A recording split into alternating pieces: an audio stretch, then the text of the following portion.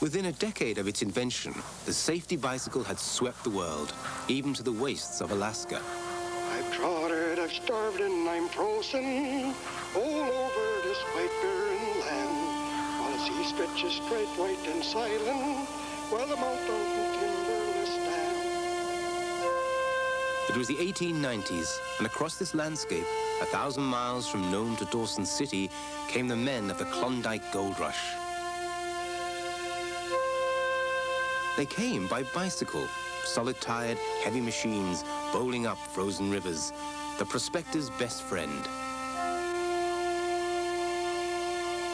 And when the going got tough, still better than a frost-bitten horse.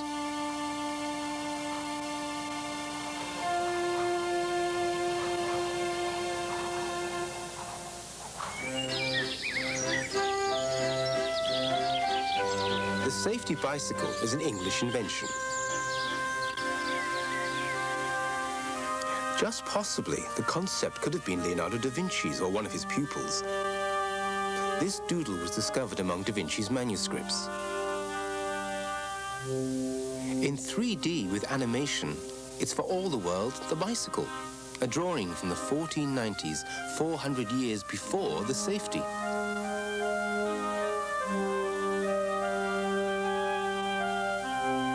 This sketch could be a chain, a 3-speed gear, ball bearings.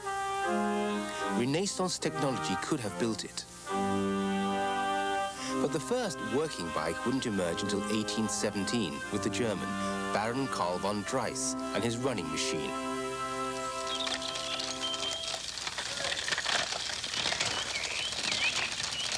There were no pedals.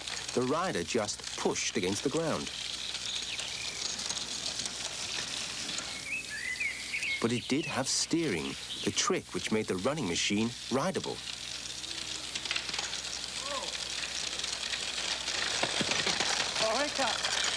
Von Drais had discovered balance. The bike was born. The world must know. First to France to demonstrate to the Parisians in the Luxembourg Gardens. But the rider von Drais had sent from Germany failed the big occasion.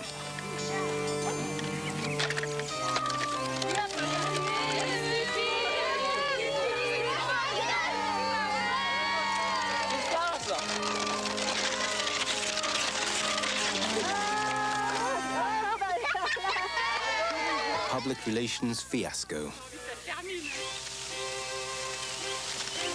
Nevertheless, the bicycling Baron of Baden survived. So too his idea, which took Europe and America by storm. Sadly for him, the design was easily copied and patents ignored.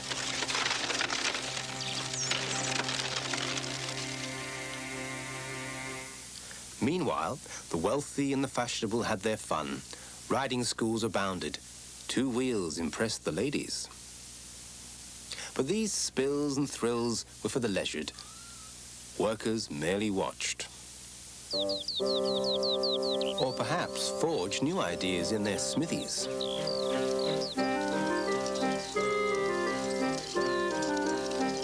Kirkpatrick Macmillan, village blacksmith of Dumfriesshire, Scotland, did just that. He fitted the basic Draisian running machine with treadles. It was 1840. The world had its first pedal bicycle.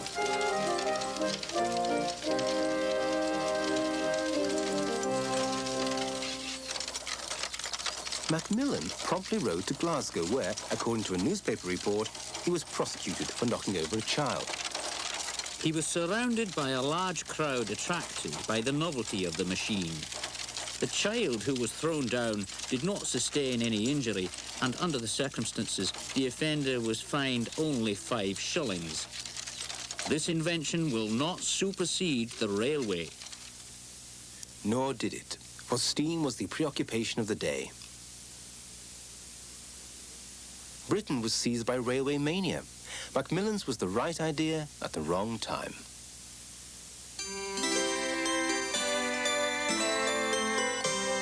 The right time was in 1861 in France. This was the velocipede.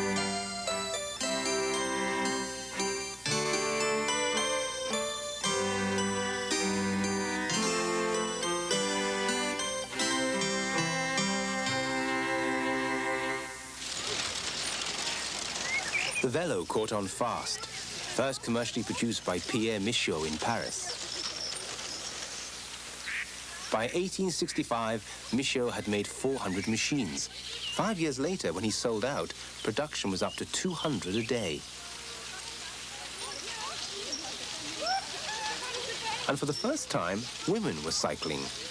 In France, they even raced. And for gentlemen, a new spectator sport.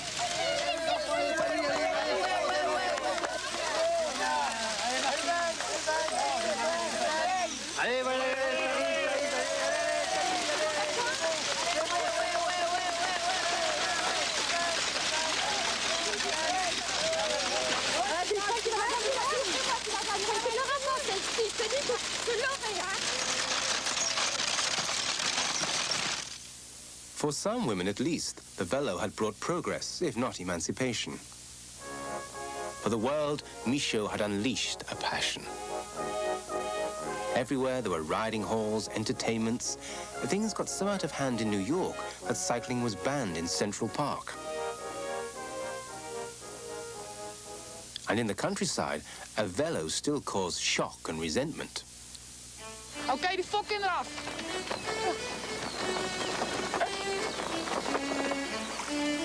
Such was the case in the Netherlands shortly before the Franco-Prussian War. Velocipeder Charles Bouzivin, former editor of the Algemeen Handelsblad, was bombarded with coal. It had been thrown with full force by a fellow on a passing towboat. Kijk, pa, wat is dat? I had to be thankful that the perpetrator missed my head. Scheer je weg op je roepmachine.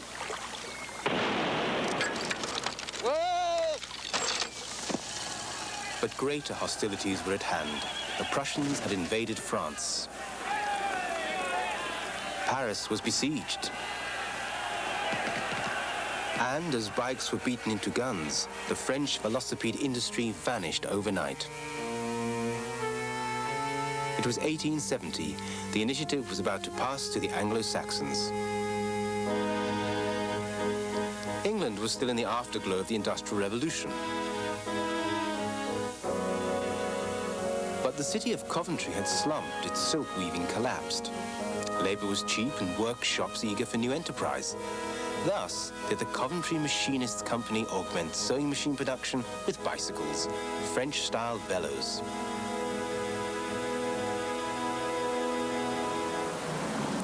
This memorial is to the works foreman, the man who was to make Coventry and the whole British industry the bicycle workshop of the world, James Starley, mechanical genius.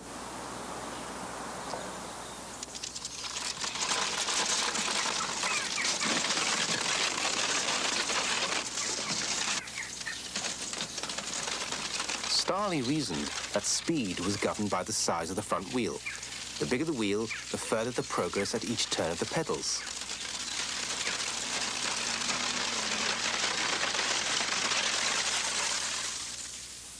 Starley also knew how bad were roads. With mud and potholes, the bigger the wheel, the better the ride. In hindsight, the next design was obvious.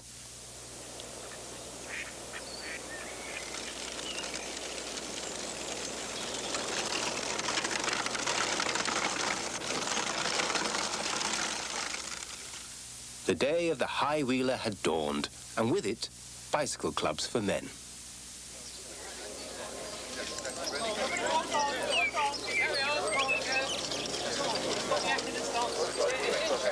Hampton Court, London, 1882.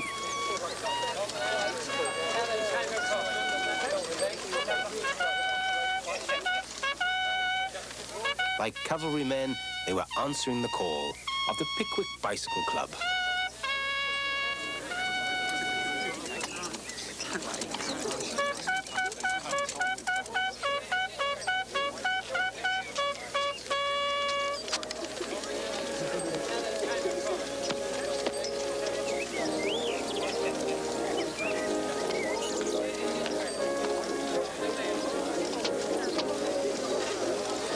Astride wheels that had grown as high as a rider's leg would allow, the Pickwick Club led off.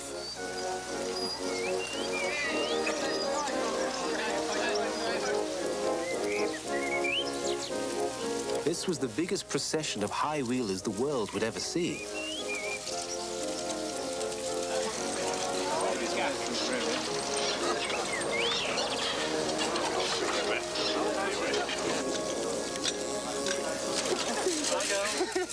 Nearly 2,200 riders stretching 6 miles. And there, just for the fun of it.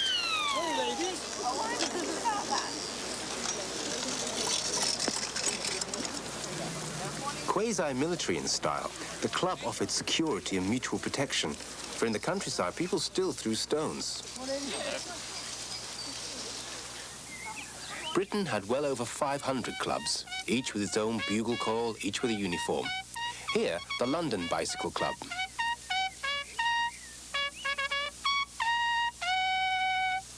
But high wheeling was a dangerous game. Starley had designed a wondrous wheel, but never tried breaking its speed.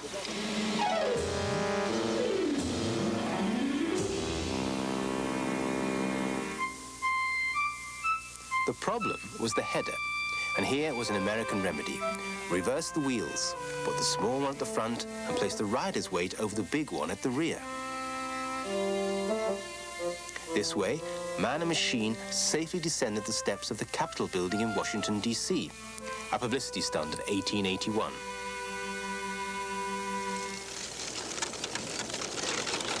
The high-wheeler remained the plaything of the young, sporting, and middle classes. In England, artisans and mechanics were banned by some clubs from amateur racing. The Times of London. Their muscular practice is held to give them unfair advantage over more delicately nurtured competitors.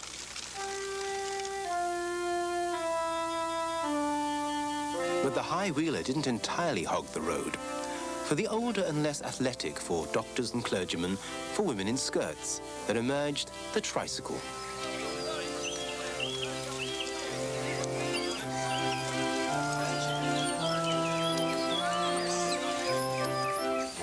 A circular from Britain's Bicycle Touring Club to its tricycling members acknowledged their gentility. It is desired by most tricyclists to separate themselves entirely from the bicyclists, who are a disgrace to the pastime. While tricycling includes princes, princesses, dukes, earls, there are none of the upper classes who ride bicycles.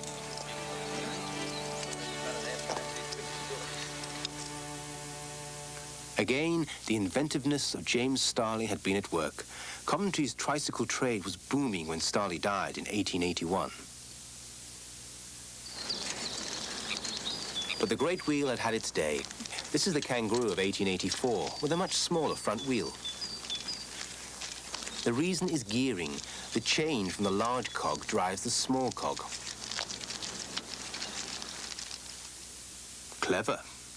But better still, switch the chain to drive the back wheel, and there's the classic design, the safety bike. 1885, and the Rover, the safety bike which set the fashion to the world. Its designer, John Kemp Starley, nephew of James Starley.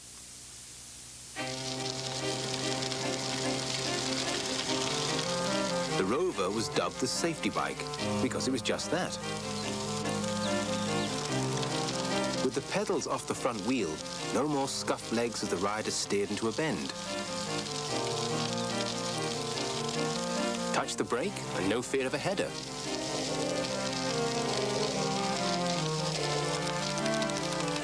This was cycling as it should be, safe, speedy, available to all.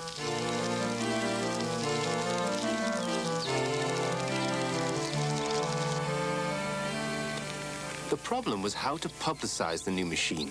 The answer was the Rover Road Race.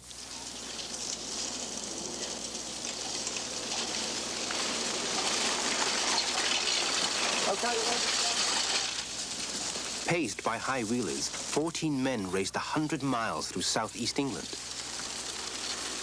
What's the corner? The route was kept secret to the last minute. Police were liable to ban such events.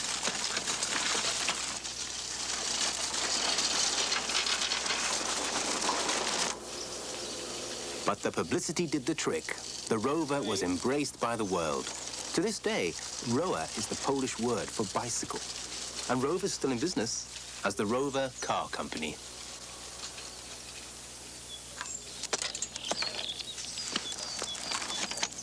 Starley's Rover wasn't the only safety. How about these treadles with their echoes of Kirkpatrick Macmillan?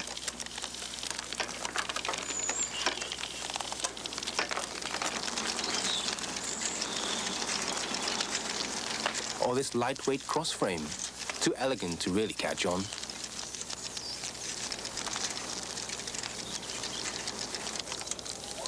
And here, some nifty suspension above the front fork. Anything for a smoother ride.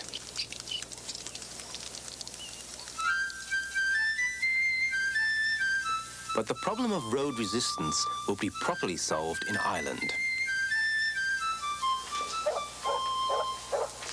A boy called Dunlop was having trouble riding the cobbles of Belfast. His father, a Scots veterinary surgeon, had a bright idea, inspired, they say, by the intestines of animals. He developed the pneumatic tire.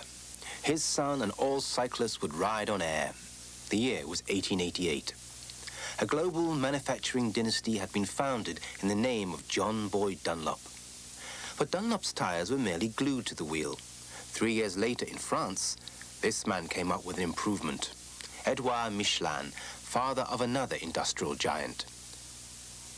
Michelin developed a tire which could be easily detached from the wheel and easily repaired.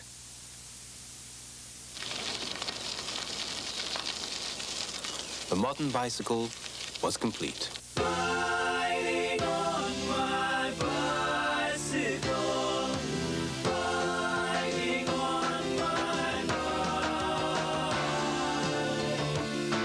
I like to ride while riding on my bicycle, the country through the town.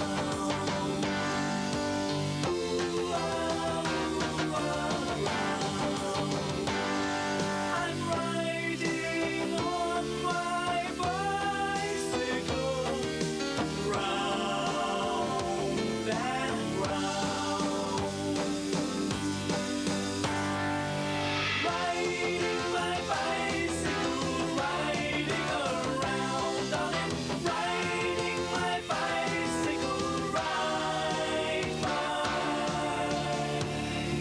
bike.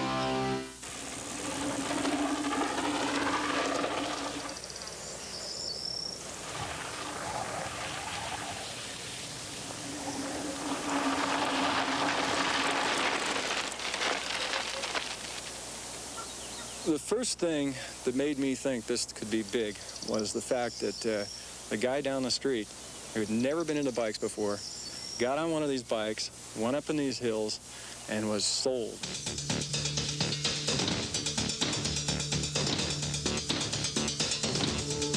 The mountain bike, 100 years of cycle technology turned on its head. A design so marketable, it warrants expensive television advertising. Chunky, fat-tired, go anywhere. In Europe and North America, outselling everything else on two wheels.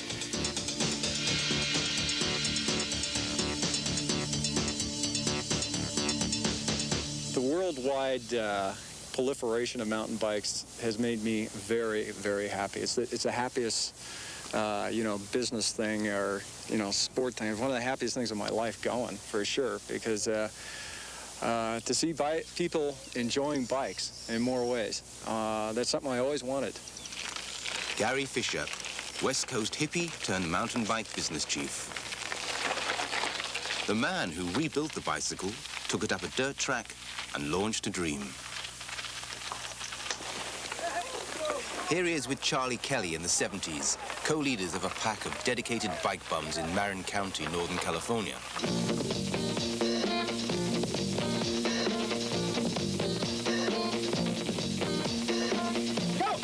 They raced clunkers downhill and put their faith in the hub brake. You're on it so much that it's just pouring smoke out of it. I mean, all the grease, I kid you not, all the grease is just turned into vapor, you know, and it's just pouring out the back. It looks like you're riding a 250 Yamaha with bum rings, you know. All the grease is gone, it's vaporized, and then you got to go home and repack your hub. And they called the race the repack.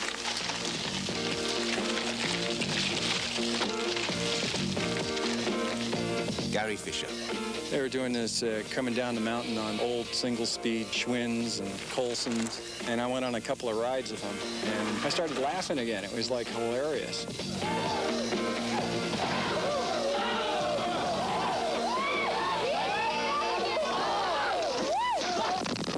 Basically, what made a clunker was these wide tires that would absorb a lot of shock, and these heavy rims that would take the abuse. The braking system, which consisted of motorcycle brake levers and motorcycle brake cables and tandem brakes, and the derailleur system, which had extra low gears for going up those steep, steep hills, 15 speed, and the frame, which was a very stable geometry and had the clearances for these big wide tires.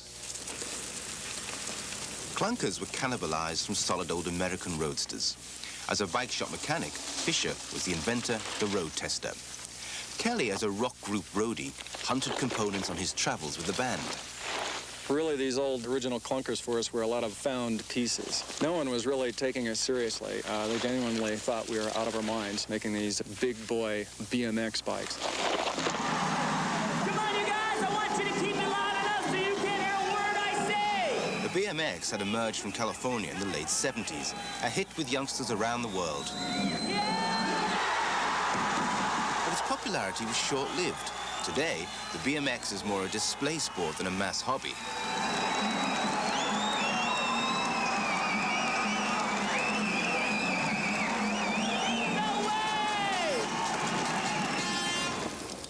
The mountain bike has been more resilient. Fisher and Kelly thought up the name and introduced the first production prototype at the 1981 New York Bike Show. The Japanese snapped it up. Today, in affluent markets, the mountain bike accounts for up to 45% of sales. Although his partnership with Kelly soon broke up, Fisher is still in business, still inventing. The mountain bike is one of the most explosive change markets around. There's very little limit, and there's lots of new things coming out every year. This bike I'm riding here, it's has front and rear full suspension, and it's just opened up a different way of riding, a different type of smoothness. And this is a first generation. There'll be many generations to come.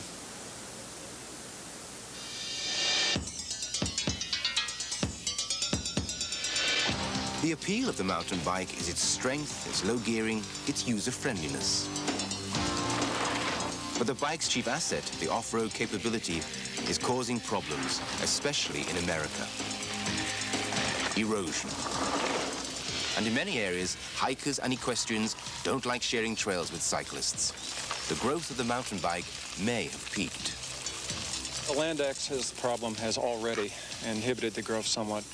The conflict of interest problem will be solved by good management.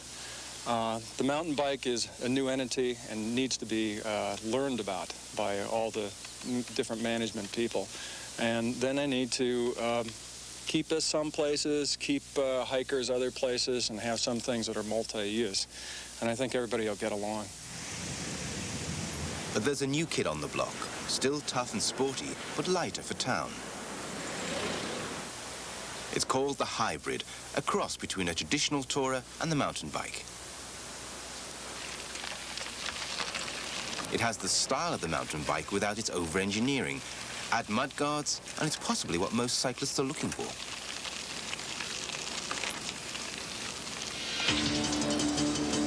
This is a new design.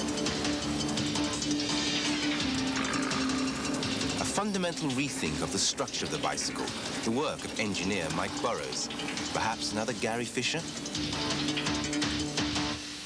A single piece of bonded carbon fiber does away with the tube frame.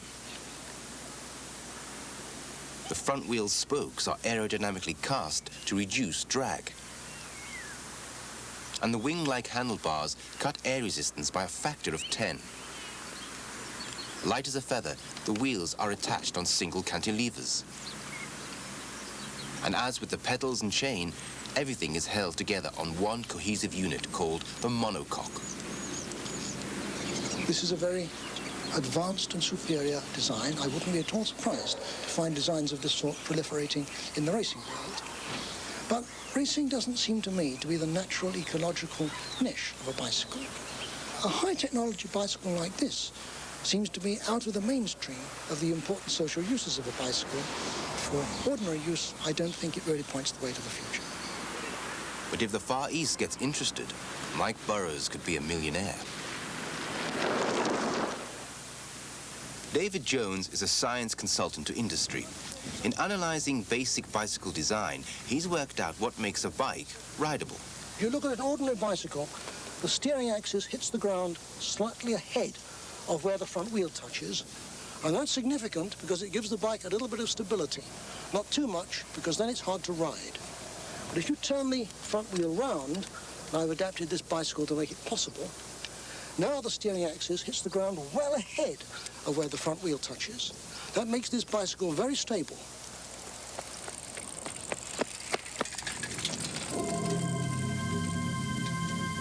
So stable, it'll go on forever. But even with handlebars, an awkward ride. Which is why practical bikes have forward curving front forks, a compromise between stability and rideability.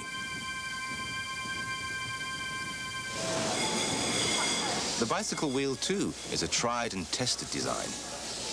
Spokes are an elegant combination of lightness and strength. For the faster a wheel turns, the heavier its inertia. A gram saved on the wheel is worth a kilo off the frame. Early wheels were built of wooden struts, a heavy compressed structure. The spokes, which hold the wheel in suspension, make it lighter. And tangent spokes make it stronger, forming triangles, the strongest geometric construction. Brake design has always been a problem. Whether hub, disc, or a new caliper like this, a truly reliable brake has yet to be engineered. Gears are a different story. This is Sturmey Archer, maker of the world's best-loved 3-speed hub. A century-old design fitted to 80 million utility bikes and reliable because the gears are protected within the hub. Hub gears are easy to shift, simple to maintain. But they dissipate a lot of the rider's power, and there's too big a jump between gears.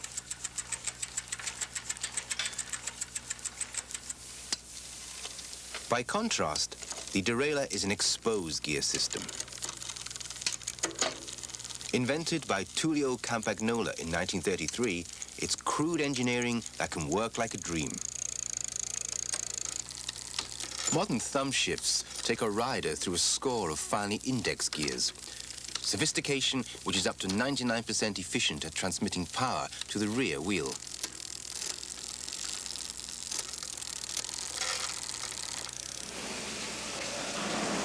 Can you touch that cable out now? But gears, wheels and frames are mere tinkerings to a bicycle design which dates from 1885. 2 kilograms, can you hold that steady, please? David Jones is checking the calibrations of a wind tunnel. 2 kilograms gives us a nice 40. It's by tackling the aerodynamics of machine and rider that engineers believe bicycle design will be fundamentally improved. There we went, very nice 80, that's 40 newtons.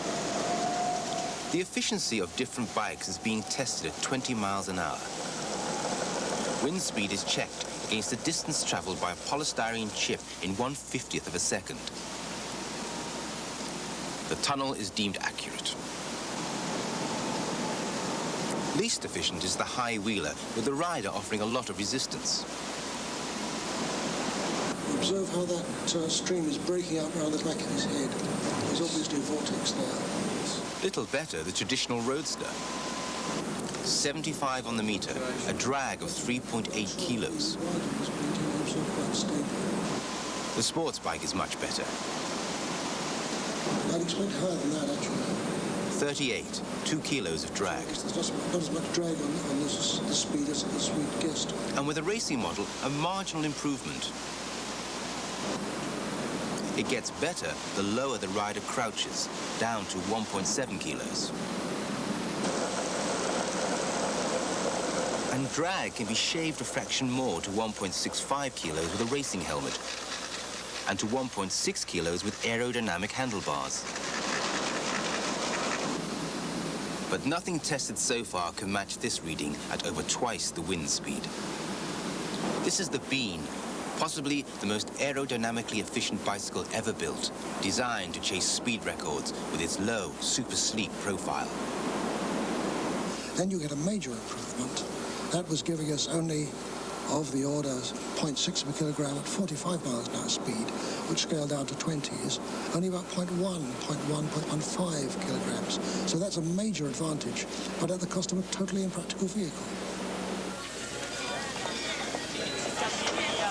Unlike the Bean, these machines are made for practicality. Pedal tricycles enclosed in carbon fiber fairings. They're ridden in a semi-recumbent position, like a child's pedal car. A Danish invention called the Lytra, good for commuting and touring, and with a payload for shopping. The brainchild of engineer Carl Rasmussen. The Lytra is a mobile overcoat, offering protection from the weather, snappy dogs, and the splashes of bigger vehicles. It's nippy, too, and light enough to be carried out of traffic jams. Carl Rasmussen commutes thousands of kilometers a year, even through heavy snow.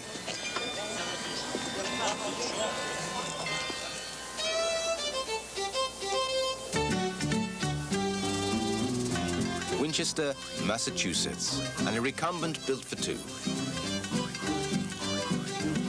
David Gordon Wilson weekend shopping with his wife and spending significantly less energy than riding a conventional tandem.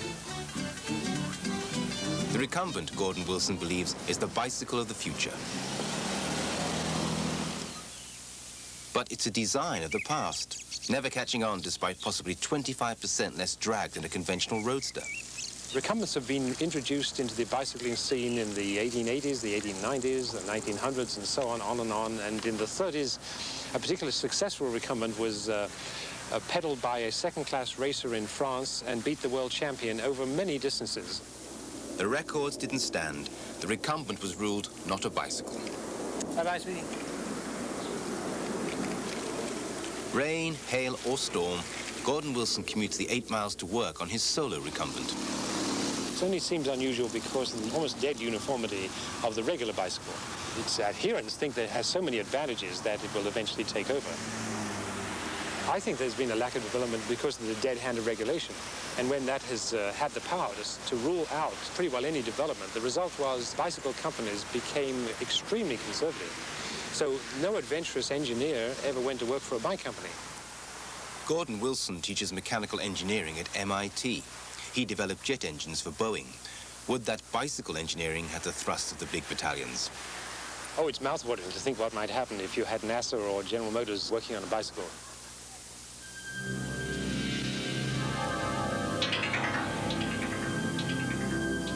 The shape of things to come.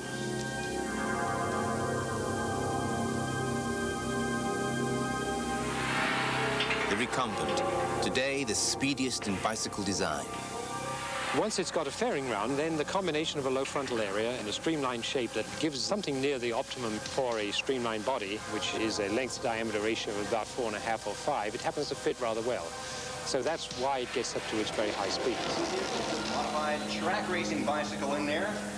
These are the annual speed championships of the International Human-Powered Vehicle Association. 77 Supernatural, 13.7 for Supernatural, a top speed of 32.65 miles per hour. This is Gold Rush, the fastest bicycle on Earth. 65.4 miles per hour from the muscles of a human being. It's intriguing to think that the body, therefore, is an engine.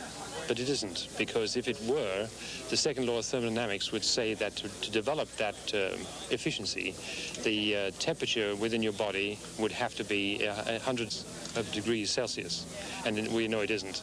So therefore, the body is a kind of fuel cell. Go!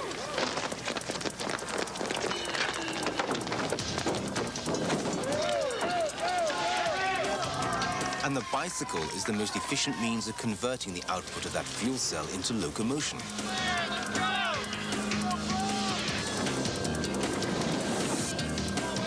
These championships sprang from an idea by David Gordon Wilson. He wanted to recreate the competition and enterprise of the late 19th century, the atmosphere which gave birth to the safety bike. Freed of the narrow design rules and politics of international bike racing, these races demand innovation, and one day, the big idea. You can imagine being able to wiggle your ears and having a little mechanism getting your power output from that and doing this sort of thing and wiggling your arms. But the evidence at the moment seems to indicate that if you did all that, if you trained all the muscles in your body to twitch and you had magnificent machines that collected all this energy, your heart and lungs would be overloaded. So my guess is that the legs are a good match and the legs and the arms are probably better. But beyond that, that's probably too much.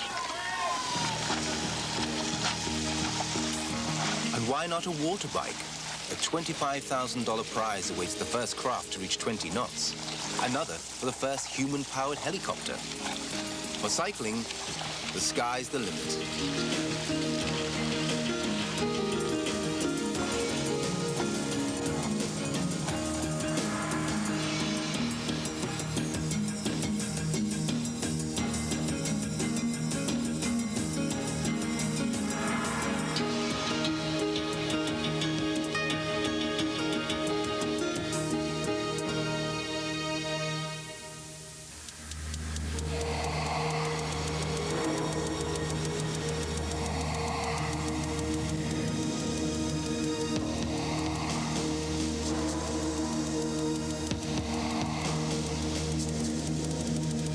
This is the greatest road show on Earth.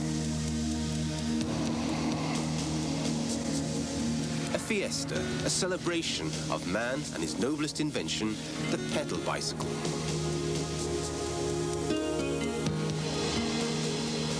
The Tour de France.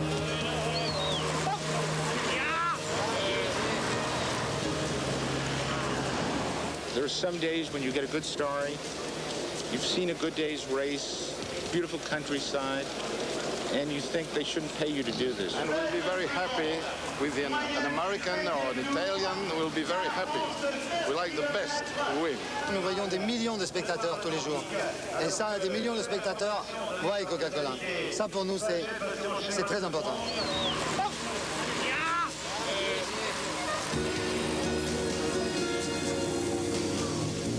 The Tour, where French Elan has turned the humble bike into the biggest mobile circus in the world.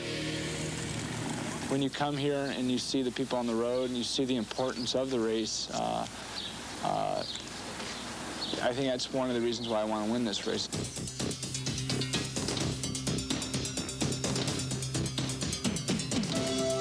"200 riders, 3 relentless weeks, 4,000 kilometers of suffering.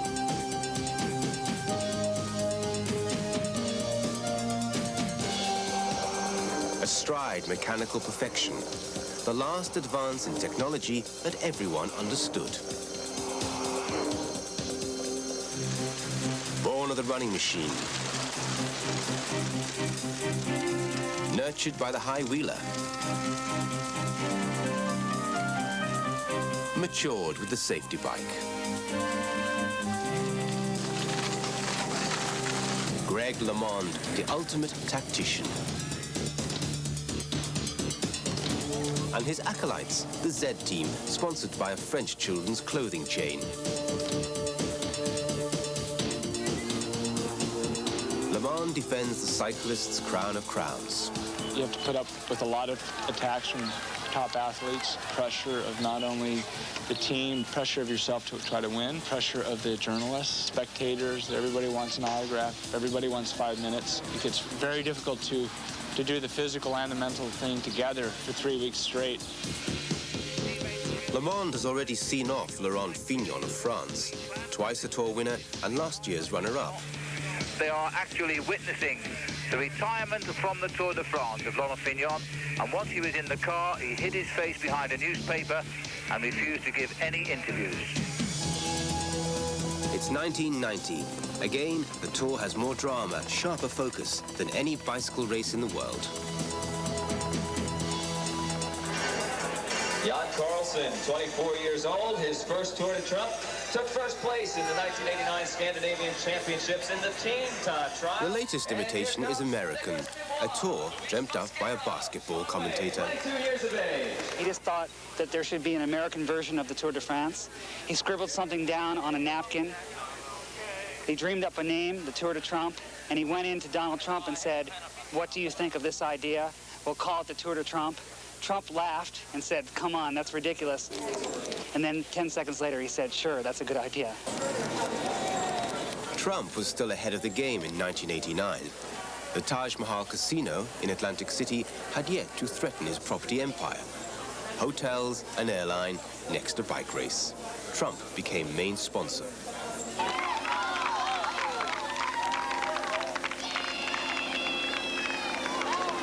The Tour de France is a hard act to follow. Trump had 100 competitors chasing prizes of $250,000. But the US had no tradition of long-distance racing, and organization was poor. By the year 2, 1990, the profile of the Trump had barely cleared the horizon.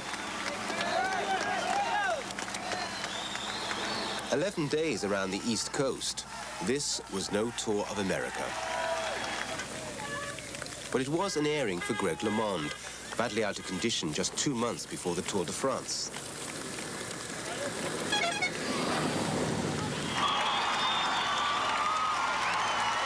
If New York had virtually ignored this stage finish in Central Park,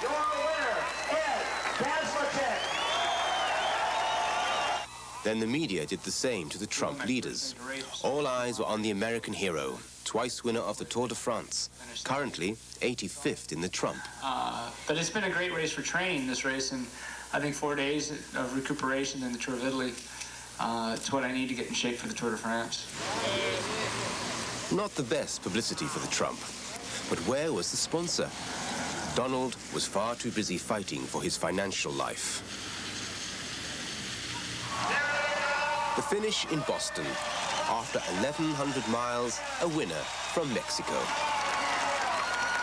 He did it for this. The winner's check, $50,000. Raul Alcala. LeMond was an hour and 40 minutes behind. Alcala will share it with you. Corbell for all.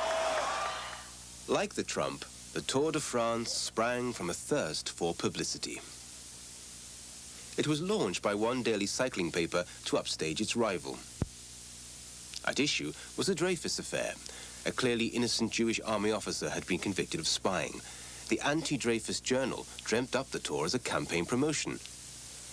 The date, 1903.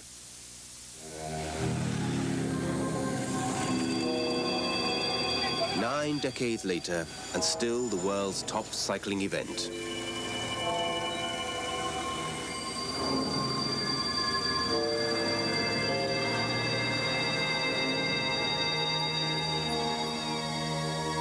Dawn in the Pyrenees. Overnight, thousands had driven to vantage points for this, the 16th stage, the climb to Lousard-Iden. Being here is being French. An election in July would be unthinkable. The only votes are for champions, daubed lovingly on the tarmac. It's relaxed. It's civilized. And here's the caravan, an hour ahead of the riders. For many, it's the anticipation, the carnival of caravan publicitaire, which is the best entertainment of all.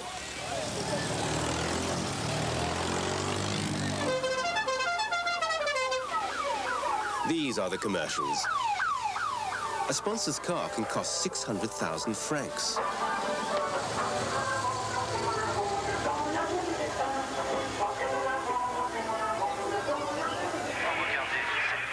The riders are on their way, and sensational news. Greg LeMond is in the lead. Laid low by a virus early in the season, no wins since the last tour, LeMond is back.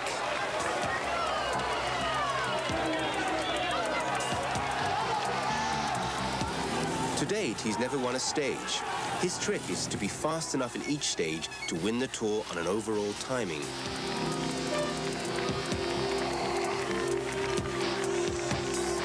Way behind, the tactics of the peloton, pacers and shielders who've given their all to thrust stars like LeMond to the front. For the leaders, it's just man against heat, gravity, utter fatigue.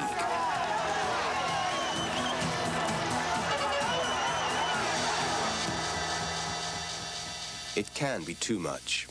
This was the English rider Tommy Simpson in 1967. He collapsed a kilometre short of the summit on Mont Ventoux. It had been his 7th Tour de France. Simpson was 29 and believed he could win. He'd once come 6th. Popular in France, more so in Belgium, Simpson's mentor had been Albert Burek, a cafe owner in Ghent. Burek looked after several British riders. I was at a race in France, in Belgium, an amateur race. I was watching the race and the tour was on television in front of the shop window. And people say to me, there's an accident with Tom Simpson. I went to look in the window and I heard a commentator saying they just took Tom Simpson away in a helicopter. And they said he was very bad, but they couldn't say what it was. So I didn't watch the end of the race. There were some English lads there, but they wasn't too far. There was about 20 miles away from it. And that was about, I think, 4 o'clock afternoon sometime. And the race wasn't finished until 6 o'clock. I say to the other English lads, tell him I'm going home. They have to cycle home tonight. I want to know what's happening to Tom. So I drove home, and by the time I came home, my mum was sitting there in a chair crying, in the armchair, and she told me Tom died, and I just collapsed. The post-mortem revealed traces of amphetamines.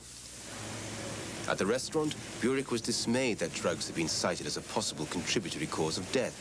But he had once been pressed for stimulants by another of his racers and refused. And he asked me to give him something. And he kept insisting in the morning. I said, all right, I'll give you something. Come to see me in the morning, I said, on a Saturday morning. He was racing at 3 o'clock in the afternoon. And I gave him just an injection of, what do you call it, vitamins, B12. He didn't know what it was, though. And he won the race. He thought he took something, but he took nothing. He just took vitamins. As Greg LeMond forces his way through a corridor of people. Since Simpson's death, drug checks in the Tour have become progressively tighter. And that might annoy Greg. It might even inspire him to take the stage as well. Because as LeMond is forced into 2nd place at the Luzardiden summit, there's still the question as to whether a rider would take stimulants to enhance his performance. No, no drugs, no drugs. Greg absolutely does not take drugs, does not even like to have injections, vitamin injections. In the last 10 years, I've seen the sport clean up, and the riders are all for very strict drug controls. Nobody wants to hurt their health competing in a sport. It's already a hard enough sport, and who knows if it's even really healthy.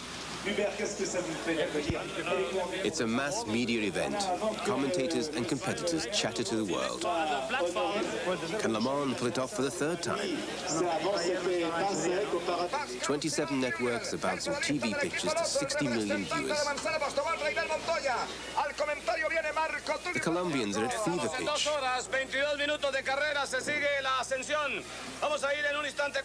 The networks pay a fortune for the coverage, vital income. For the Tour de France must be big and commercial or die. The major thing about the Tour de France now, because it's become an emblem of France, but it's now what the French wanted, what they call it mondialisation. They wanted to bring the Tour de France worldwide. And that's just what they've done. 1,000 journalists, all pushing out the word, all well disposed to the Tour. And like Sam Apps of the Herald Tribune, who can complain?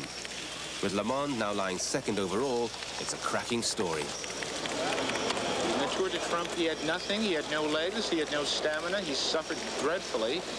And 2 months later, here he is doing wonderfully at it. So it's a total change. He's in it for the glory. He's in it for the satisfaction of winning races. But he does like to make money. And he's making $5.5 million over 3 years in his contract with Zed. And there are many American athletes who make much more than that. He wants to be paid comparably to other American athletes, and that's how he's revolutionized the sport.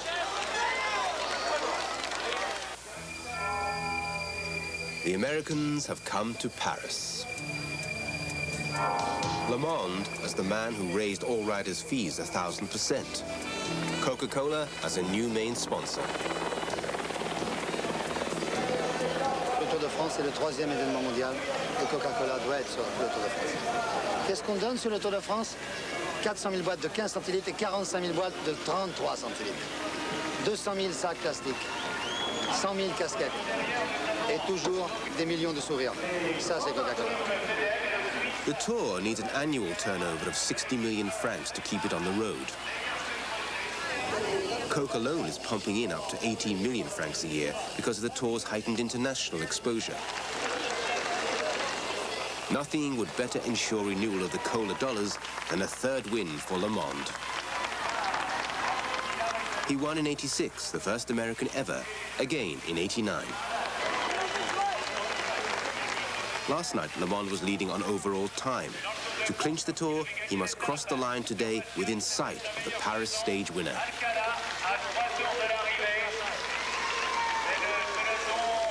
Johan Museeuw has got the lead now, and the green jersey isn't too far away. The two great sprinters almost head-to-head, but Baffy is pushing hard too. But Johan Museeuw is going to try and take this stage, and Baffy is trying so hard to get it for his father, but he's going to be beaten. Johan Museeuw takes the line. Baffy is second. And there is the hand of the winner of the Tour de France. Greg LeMond salutes the crowd for the third time. Still not a stage victory to his name, but who cares? Dad's done it again.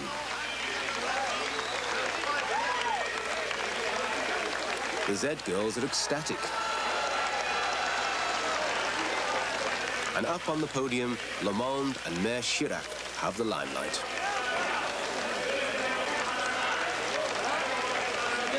But Greg himself is a nice guy, but I think I kind of don't like what he's doing to cycling at the moment.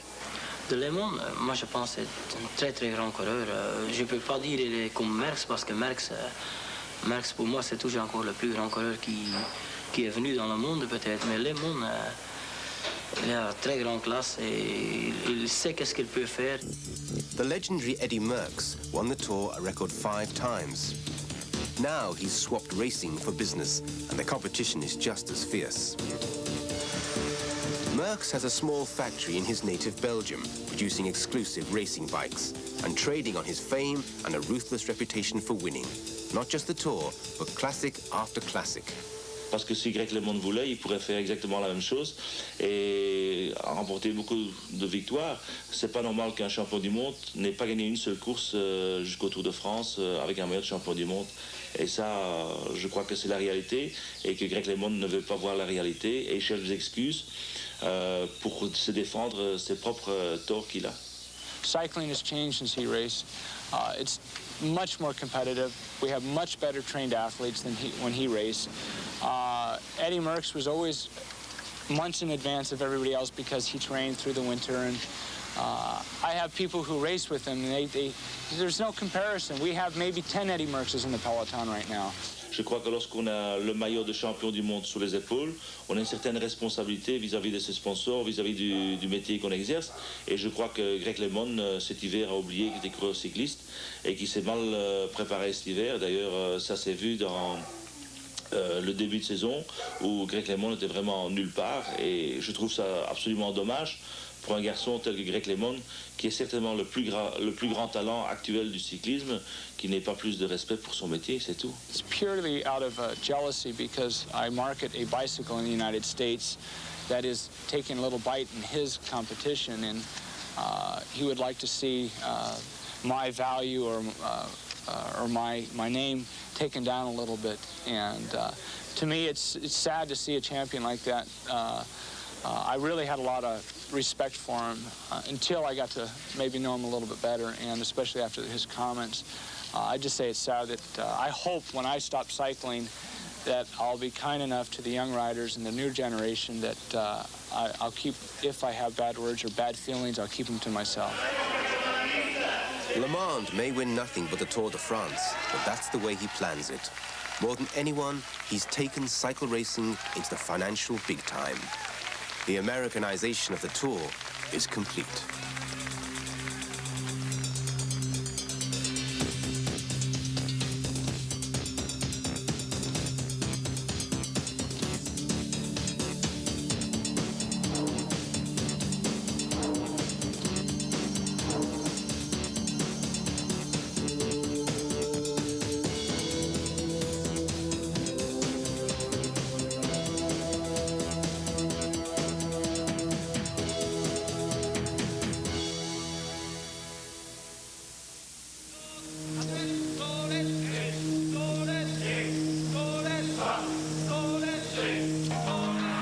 Business training, Japanese style.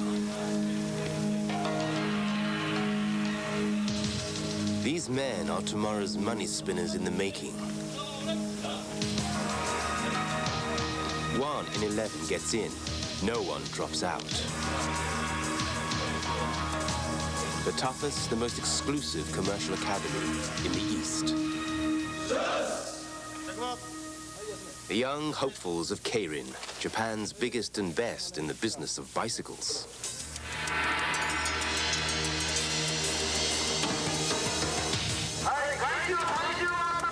This is the Japan Bicycle Racing School.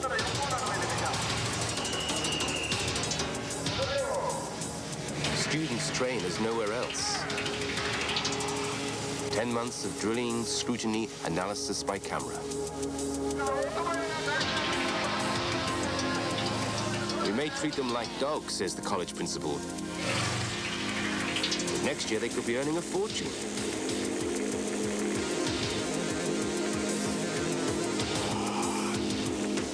These steely tutors are fueling an industry, the Japanese phenomenon of Keirin track racing.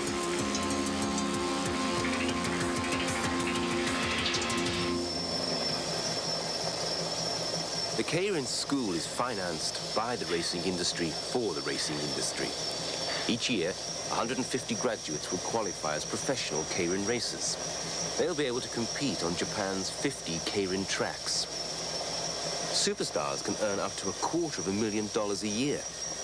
With such incentives, the rigors and self-discipline of the Keirin school will be understood.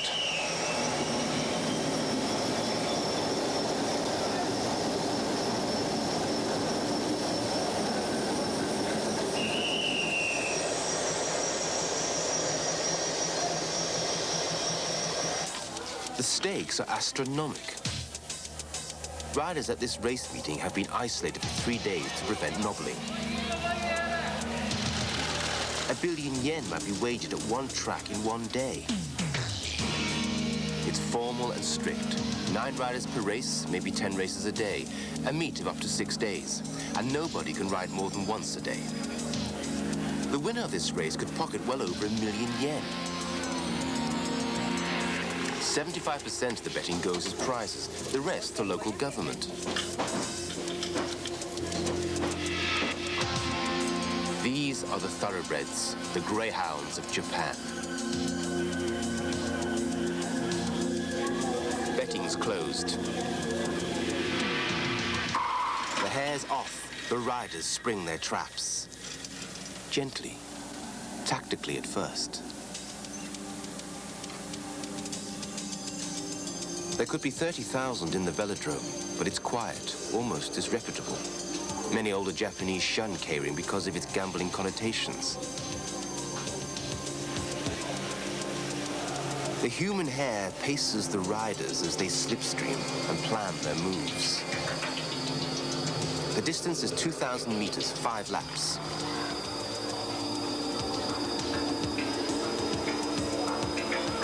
With the pacer's work almost done, the thrill of K-ring is about to unfold.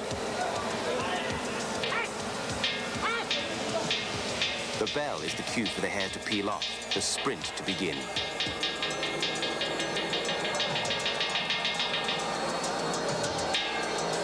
Shoulder pads and helmets are no mere decoration. This is rough stuff. They are approaching 70 kilometers an hour.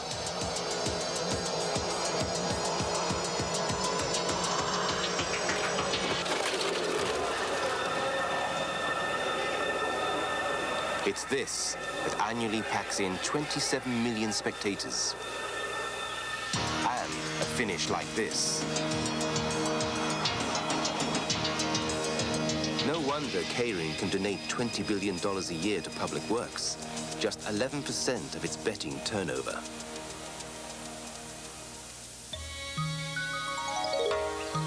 Profits from K-ring helped rebuild post-war Japan, an era when emerged another great bicycle business, the Shimano Corporation. This is the founder's son, one of 3 brothers who turned a fishing tackle company into the most marketable name in bicycles. Shimano make components, more than half the world's derailleur gears, plus everything else that can be hung on a bike.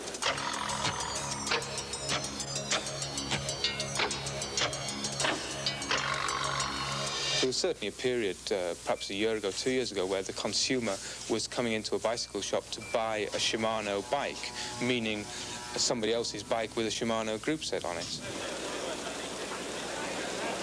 Shimano's success came with the mountain bike explosion. While rivals like Campagnolo of Italy ignored it, Shimano embraced the mountain bike, creating set after set of stylish accessories. I think Campagnolo were caught unawares by Shimano, certainly didn't anticipate the level of innovation that was coming out of Japan. Innovation that has meant robotized production in Osaka and tax advantages in Singapore, a joint venture in Italy, and ever more chic components. The relentless pursuit of a dream by Shimano's designers. プロセスは非常に楽しいものでございますし、いろんな人がそこへ参加してきます。まあその結果としてテンポラリーのドリームがいつも変わっていってるようでございます。Shimano invest heavily in research and development. Listen to the voice of the market, they say. With good engineering and sharp marketing, they're the dominant force in world component supply. But Shimano have been a victim of their own success, overwhelmed by orders, months late with deliveries. They've been unable to meet that demand, and therefore they have been a difficult supplier to us, and they have interrupted our manufacture and our supply. It's absolutely unhealthy. It's unhealthy and it's very dangerous. And on the top of this, all the bicycles are going to look alike. So we have to be extremely careful. And as far as we are concerned, we are supporting other component makers. Like Saxe-Hura to France. But outside the factory with cyclists themselves, Shimano remains top choice. The corporation is well aware of the supply gap. これは私どもの経営判断が甘く、もう少し増産ピッチを高めることができればこういうご迷惑をおかけすることがなかったというふうに反省しております。Shimano realized quicker than most that the world is becoming a single bicycle market. The big manufacturers are transnational. The bike is no longer the product of one country. It's a buoyant trade. The North American market is worth $2 billion a year. Western Europe, twice as much. A point not lost on a pushy exporter such as Trek.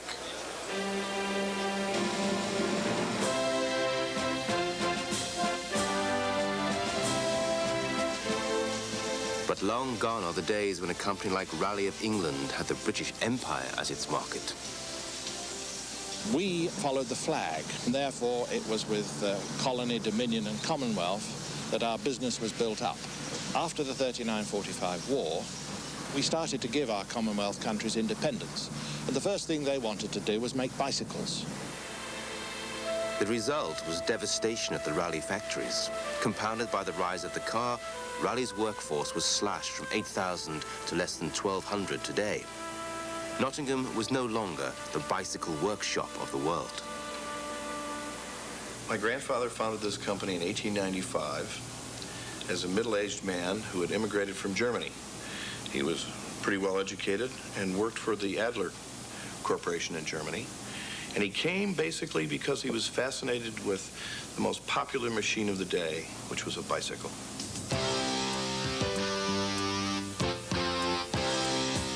And for the best part of the 20th century, the name Schwinn has dominated the American market.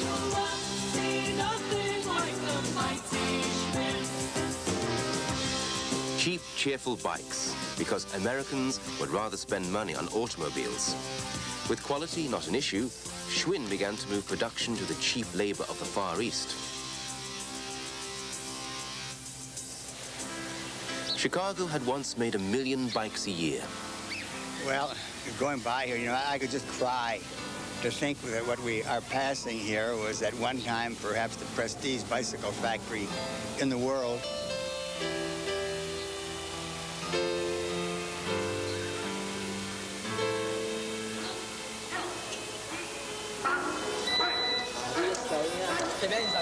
Schwinn had moved here to the giant manufacturing company of Taiwan. This is the company chairman. Here, his office staff. And here, his factory workers. Disciplined and highly motivated, and compared with America, a very modest wage bill. Schwinn was back in profit.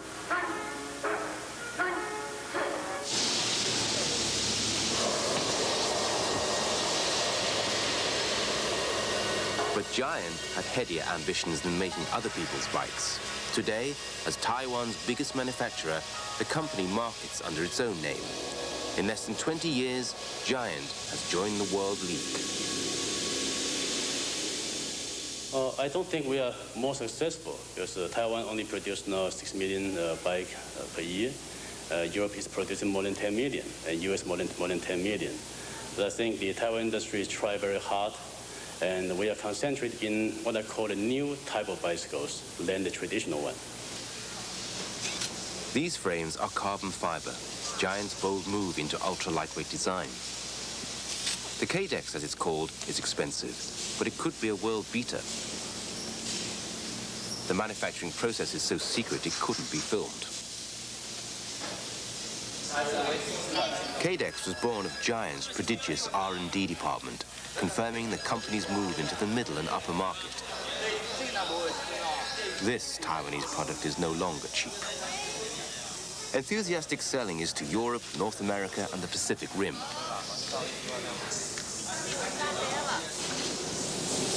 Giant still supply other manufacturers, chiefly specialized of California. But apart from exercise bikes, the Schwinn deal is dead. In a quest to minimize costs for his cheap American market, Ed Schwinn has moved production to mainland China and Hungary. His pursuit of cheap labor could go on to India, even Africa. Giant have no such problem. With a low-cost workforce, average age 28, they're chasing the expensive Western European market. Bikes come off this production line more slowly because they're for Rotterdam, their specifications more rigorous than for elsewhere. Anthony Lowe believes in his staff and technology. We use a lot of computer for the total manufacturing integrations, And we also have a lot of automations, the machine that's made by ourselves. I think those things also help. Daily briefings keep staff informed. This is a mountain bike frame giant will make for Specialized, engineering at which the Taiwanese have become so much better than the Americans.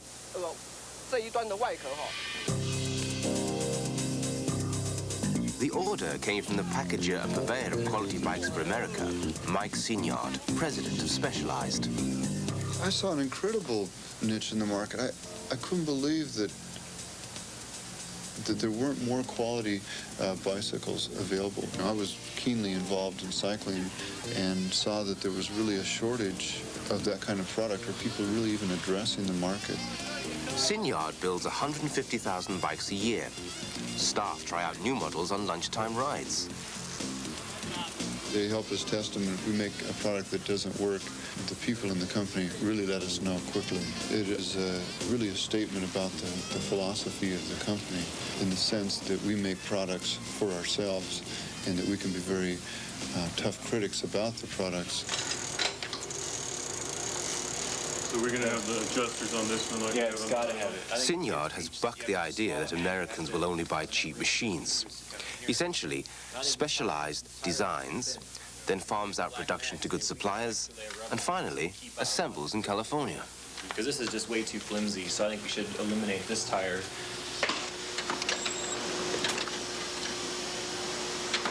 Specialized is also one of the world's biggest suppliers of water bottles.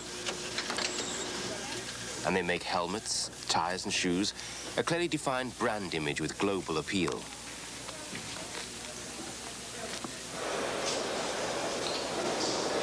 Which is more than can be said of Rally, a seemingly random collection of companies. In Germany alone, the conglomerate trades as Rally, as Rixa, and as Kalhoff. These bikes are from Rally of Holland. This from America. Even dealers are puzzled. Rally had sold off many of its overseas subsidiaries. Now, together with the parent company, they've been bought back, saved from years in the doldrums by an energetic holding company, Derby International. It's put a new spirit into the whole business, into management and into the workforce. And finally, of course, it's invested very heavily in new methods. It's essentially a financial organisation headed up by a couple of people who seem at the moment to be interested in bicycles. So much so that Peugeot was also on Derby's shopping list. But the deal fell through. The strategy behind this was very good. I think it was a good idea to concentrate big groups in the bicycle industry to fight against the importation from China, from Taiwan. Now, the transaction has been extremely long, and at the end, both groups decided that it was so difficult to make the deal that they dropped it. It seems, on the face of it, that it fell through because Peugeot decided there was money in making bicycles.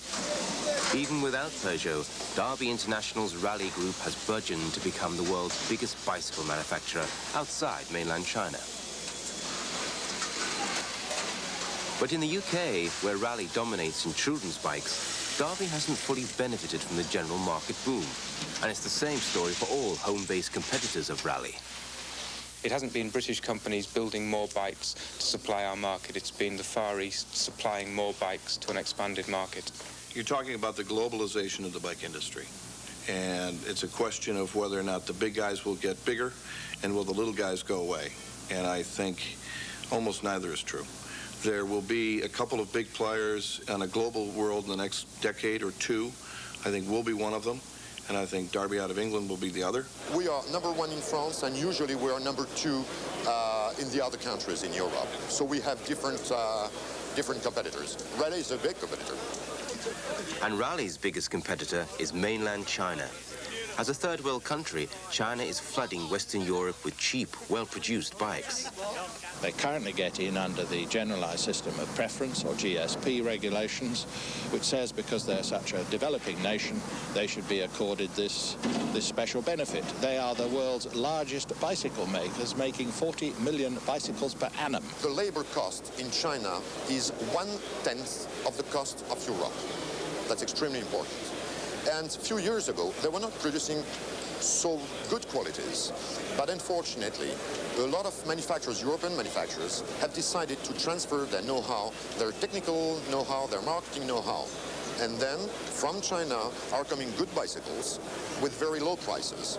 And if we want to keep the European industry in good shape, we have to fight against this.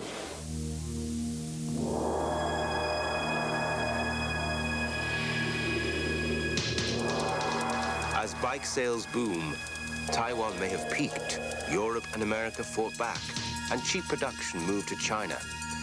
The bicycle is now a global market.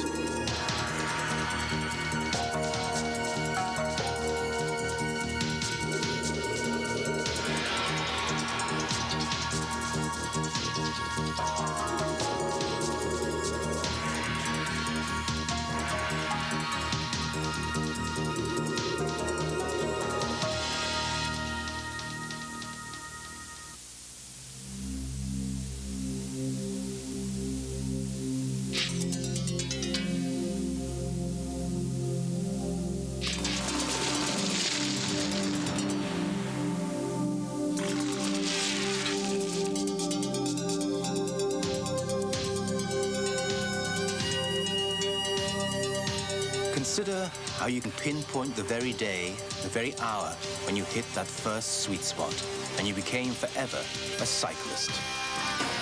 Words from Bob Rodale's Path to the Golden Wheel.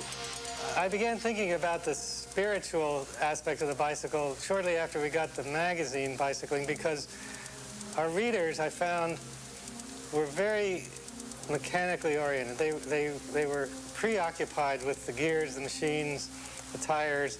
They didn't have a language to talk among themselves about these special times, sweet spots, where everything comes together. It just transforms you.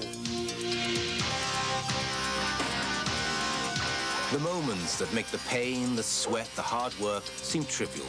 And once hooked, your life may never be the same again.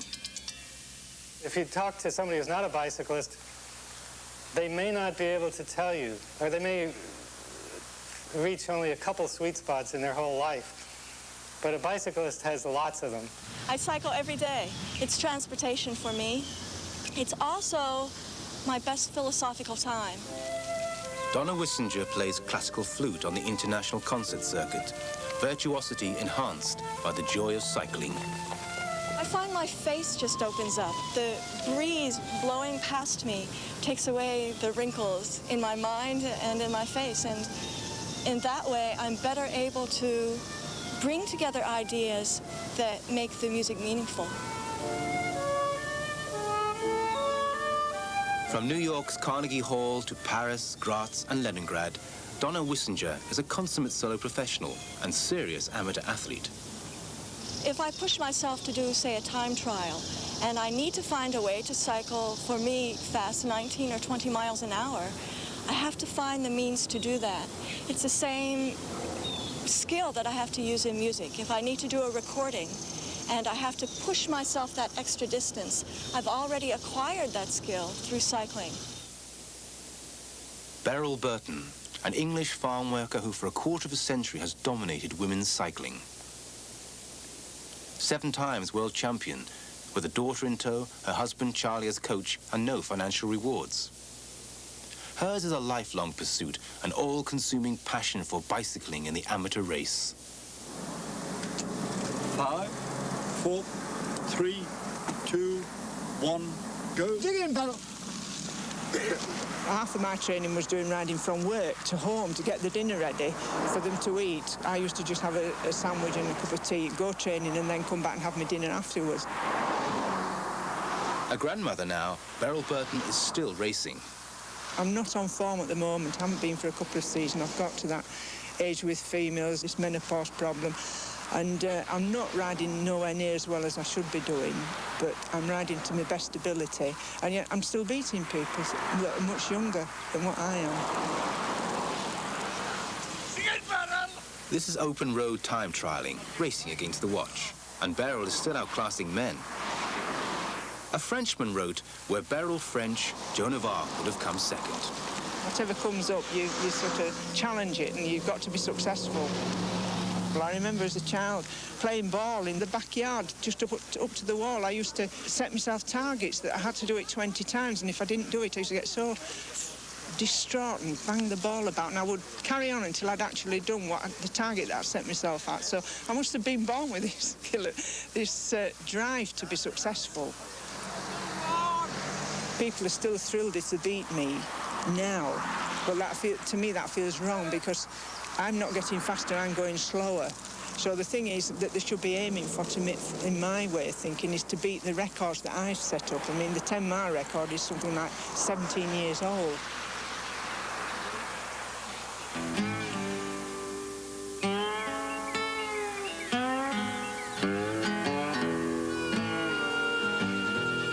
Santa Cruz, California, world headquarters of the Nomadic Research Labs, base for another bicycling obsessive. But being in the West Coast, a laid-back approach in more senses than one, a combination of high technology and beckoning horizons that have made Steve Roberts the world's first computer nomad. It occurred to me that perhaps it ought to be possible to take all of my passions and combine them into a lifestyle. And I made a list of them: travel, adventure, bicycling, computing, networking, ham radio, publishing, romance, fun, learning. And it became immediately obvious that the solution to all of my woes was to trash my lifestyle, get rid of the house, and pack everything that mattered to me onto a computerized recumbent bicycle and go wandering.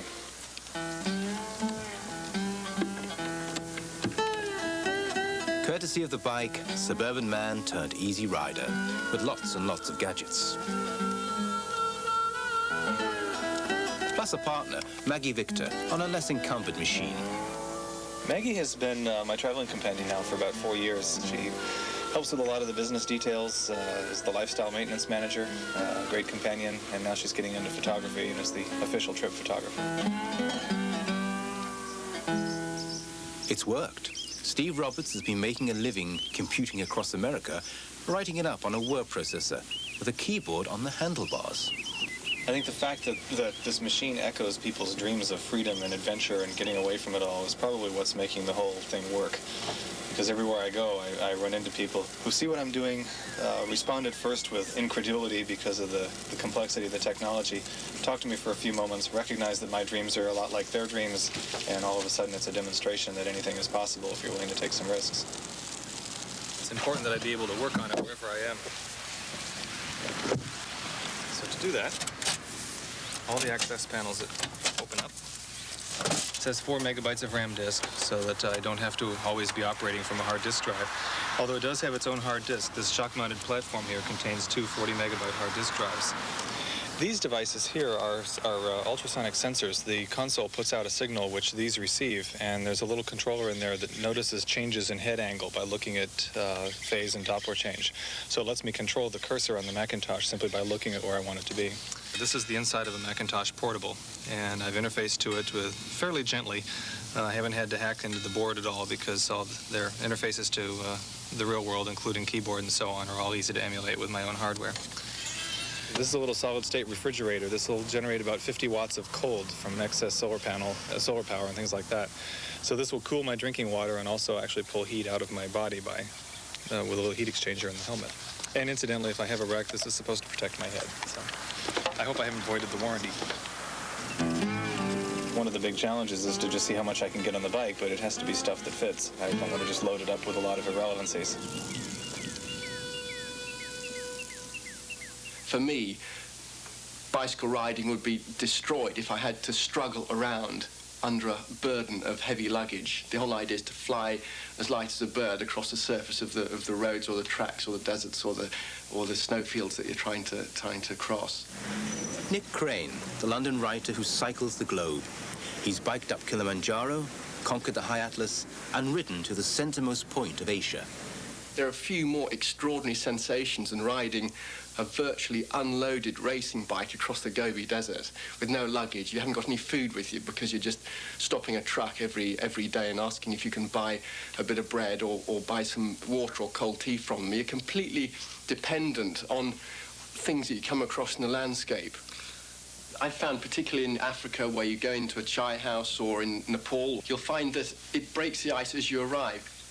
It's not like a metal and glass box that a car is, where you can conceal things and it's all rather suspicious. On a bicycle, you're completely open to them. They can pick up the bike, feel how light it is. They can get on the bike and ride around the village square. They can see that you're not hiding anything. It's just you and your bike. And the bike in the third world is very much an everyday tool. It's something that everybody knows and everybody uses. There's nothing mysterious about it. And also, you're therefore at the same level. An adventurer who never urges caution. Just common sense. Understand your companions, know and trust your bike. My idea of a great trip is to actually cut things down to an absolute minimum. One spanner with holes drilled in it to save weight, one tyre lever, a machine for taking the chain apart with the handle taken off, a pair of goggles for riding in the desert with eye shades and a nose protector to stop the sun burning your nose, a pair of chopsticks here with slots cut in the handle to save weight. Chopsticks are much lighter than metal spoons, of course. A spoke key with cut in half, and a watch, a lady's watch. Ladies' watch is much smaller than gentlemen's watch. Cut the lugs off and then tie it onto your trousers with a little piece of string, and then your girlfriend's photograph elastoplastered to the back of a credit card. So travel happily, travel light. Or if you're competing in the race across America, travel at night. This is Elaine Mariol, who set out to be the fastest woman over 3,000 miles, coast to coast. After I'd been cycling for about a year, I went and did the qualifying race it was 800 miles long, and I came in second, and I figured, well, since I qualified, I might as well go on and try to compete. In the first year, in 1984, I came in last place, and it took me about 14 days to do it, and I did it just on a wing and a prayer. And I remember sitting in Atlantic City at the end of the race, kind of wondering to myself, I wonder if I can be competitive in this event. So over the course of the next 2 years, I worked on my training, nutrition, and my mental attitude, and went from last place to winning it in record time. She did it in 10 days, 2 hours and 4 minutes. A time trial where the clock never stopped, even at night. Training for the Race Across America, you have to ride about 21 hours a day. You cover between 300 and 400 miles a day, which means a lot of that's done at night. There's less traffic, the stars are out, it's cooler, but, you know, it's a sleepy time, so there's that challenge of trying to stay awake. Elaine Mariol writes a cycling column for the San Francisco Chronicle, actively encouraging a sisterhood of cycling. Women are again taking up the sport and discovering the same sorts of things, that yes, they have muscles, yes, they work, it's possible to push yourself, and the kinds of power that you feel when you're riding a bike are things that you can take and translate into other areas of your life, whether it be work or profession or you know, a family. Cologne, Germany, the International Bicycle Exhibition. 1,500 trade stands from 38 countries. And on the prowl, Richard Ballantyne. Bicycle guru, seeker after truth, Ballantyne's is a magnificent obsession. If it's new, value for money, and it works, Ballantyne wants to know. An inflatable saddle from Campagnola. Inflating, and this, the number of compass you give to the saddle depends on the weight of the racer. The idea is as the race chain stays. A snazzy mountain bike from Cannondale. Ballantyne will listen, assess, and think. It obviously has a suspension system here. Ideas, and more importantly, road tests that could well end up in a Ballantyne book. Titles which have made him the world's best-known advocate and unashamed enthusiast of bicycles. The thing for me is that they're fun. And what I'm saying to people is, you know, come on, give it a go. And see what suits you. Richard, if you just move your right foot back a bit. That's better. That's good. If you just move your shoulder from under, that's better. Ballantyne's first foray into writing was in the 70s, a Bible, an encyclopedia which was to motivate a whole new generation of cyclists. His latest offering is more for the coffee table, a meticulous celebration, his ultimate on the bicycle.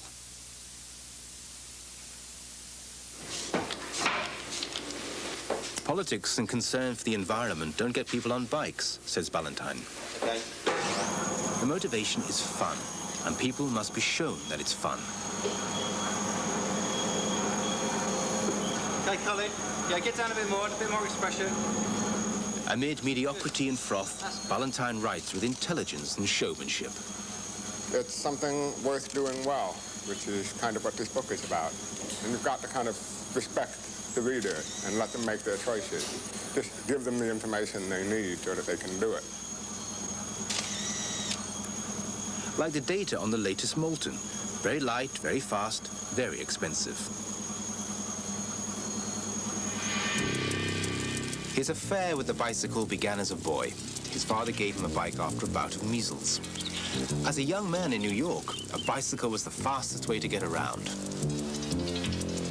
Based now in London, he keeps a stable of bikes, and he's forever road testing.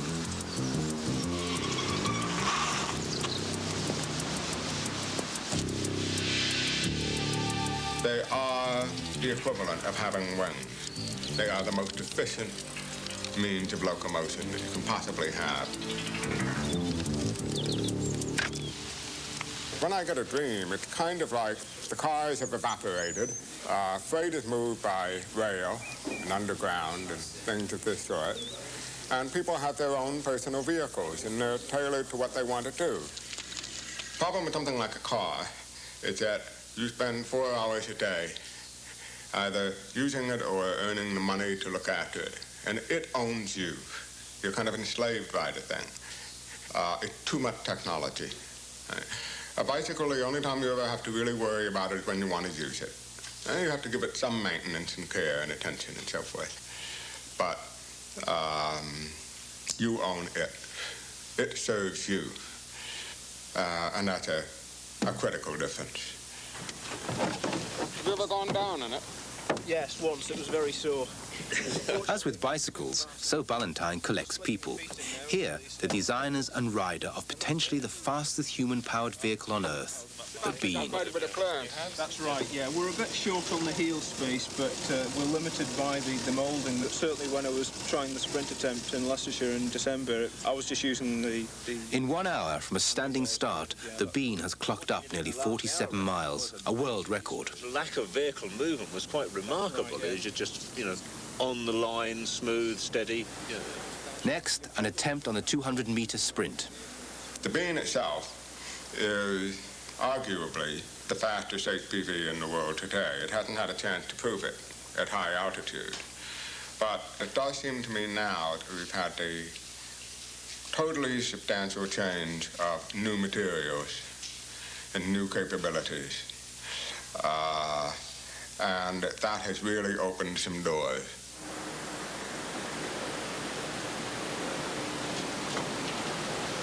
Materials like the carbon fiber fairing encasing Ballantyne's favorite recumbent. For him, the ideal commuting vehicle. Weatherproof, fast, the clean, green man-mobile. In a sense, the bicycle itself is its own best argument. If you just get a bike and try it, start going with the thing, and using it as it suits you, it'll grow. And it'll get better and better and better. The bicycle is a vehicle of dreams. The gentle wheeling of free spirits. In a car, you know, whoosh, the world is like video going by the window. On a bicycle, the speed of travel is on a human scale. You're going fast enough to get through the forest, but slow enough to see the trees. I think you're born with a killer instinct. But I still get the fun out of it. Well, sadistic sort of fun. It's gone from just being a competition to an adventure. For me, cycling is a vehicle for adventure. Keeps me fit and happy means I'll play better flute. It's hard to put into specific words. It's a combination of mechanical, spiritual, physical things, but I just really love the bicycle.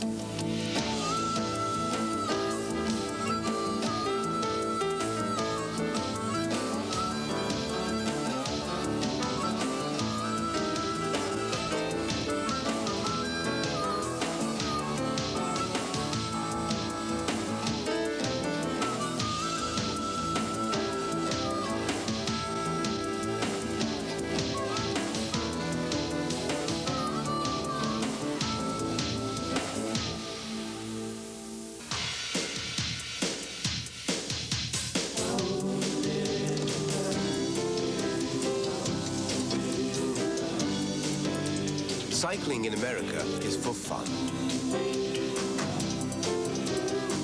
Just 1 in 40 bikes is used for commuting.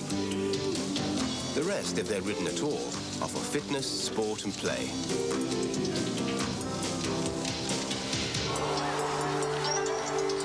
And as with so much else American, leisure pedaling is catching on in Japan.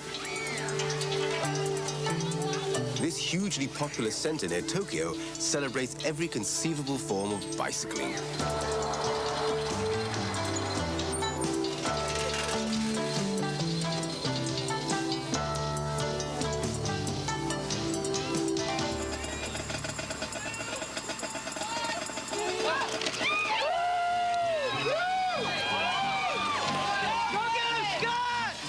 But for sheer indulgence, these cyclists are hard to beat.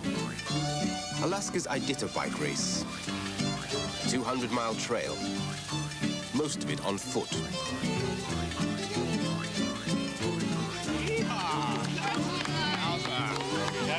Yeah, we're having a great time.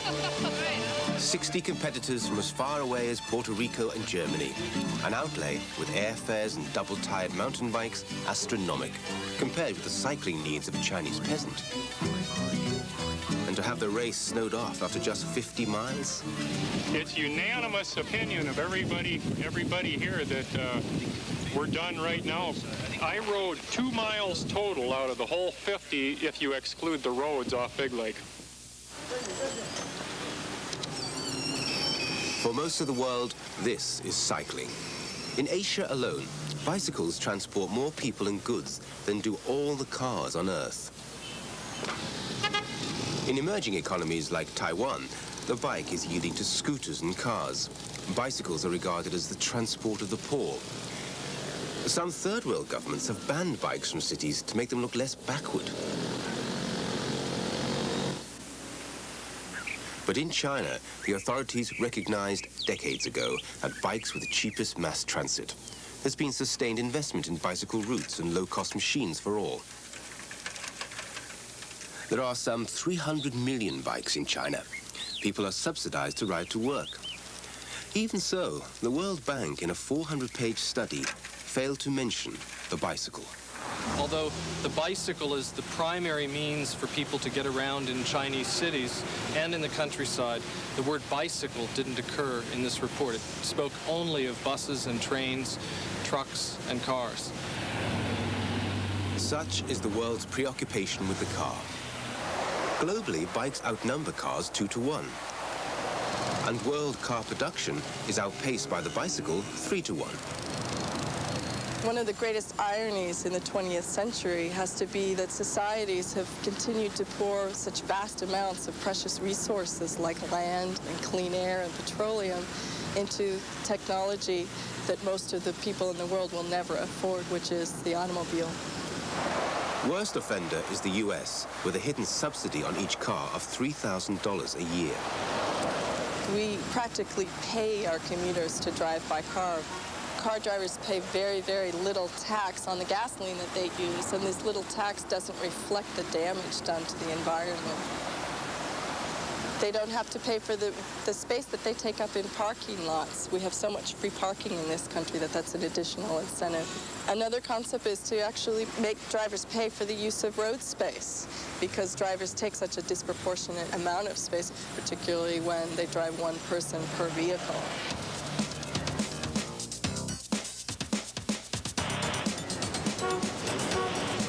New York, where bicyclists are fighting back. They're active and articulate. As one put it, there's magic blending with traffic, traversing the city under your own power, a living, breathing alternative to the domination of the motor vehicle. But there's a price to pay. Where road space is shared with automobiles, cyclists get hurt. They may have forced the city to reverse a bike ban on New York's 3 main avenues, but that's cold comfort to this victim.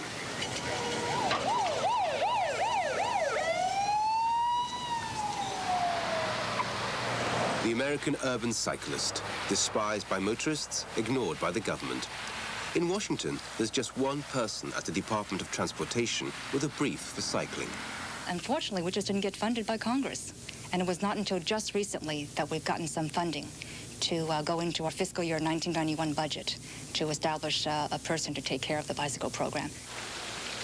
One official on a staff of 100,000. And the U.S. population at over 250 million. In America, we supposedly have 2.7 million people who use the bicycle as a regular form of transportation on a daily basis. I think that's pretty impressive. With less than half America's population, Japan had 7.2 million commuters bicycling daily in 1980. This metro interchange in suburban Washington typifies America's dilemma. Buses feed commuters to and from the station, slow and inflexible. It can be more convenient to drive to town. Cycle to the station and there are more problems. It's easier to park a car. As a result, the metro loses thousands of potential riders. We have a number of big parking garages that have been built near the station. We have this one here right at the station entrance, and yet the bicycle parking here at the station is quite deficient, and the access conditions for cyclists trying to bike to the station are very dangerous. Suburban Japan, says Michael Replogle, is the example America must follow. Since the 60s, when many people abandoned inefficient feeder buses, the Japanese have been cycling to the station in their millions. By the mid-70s, there was chaos. So many commuters were cluttering stations with their machines that the government had to legislate. Railways and private businesses were required to provide bicycle parks. Suburbanization in Japan hasn't meant building just park and ride lots and more highways everywhere. Instead, the Japanese have built giant guarded bicycle parking garages, some of which are computerized and very high tech, to store bicycles at the station. And this is a much more economical way to get people to public transport than by car or by feeder buses. Today, there are nearly 9,000 such parks, accommodating 2.5 million bikes. And if machines go unclaimed, they're shipped to the third world.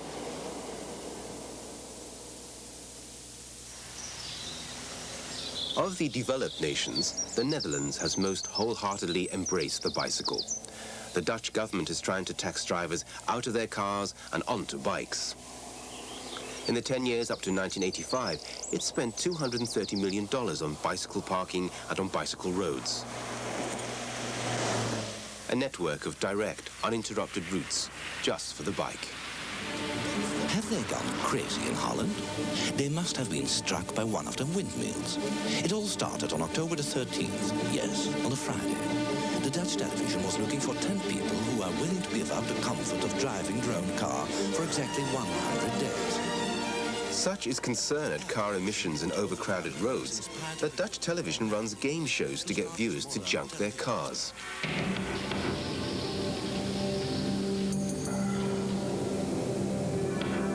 Unlucky participants watch stoically as their cars are dispatched. In compensation, they get a memento of the crushed vehicle and a mini bike to take home.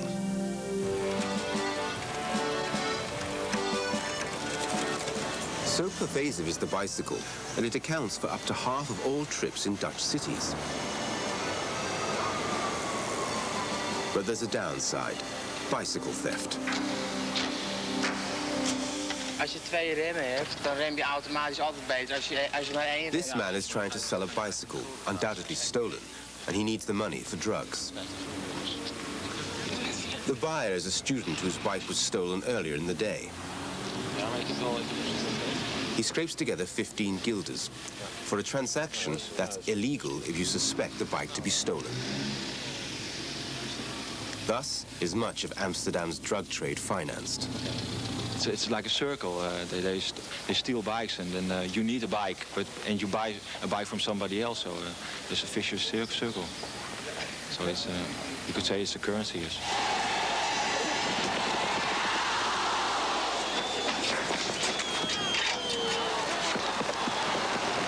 Little wonder Dutch TV commercials remind you to lock your bike. Nou, zeker veel fiets.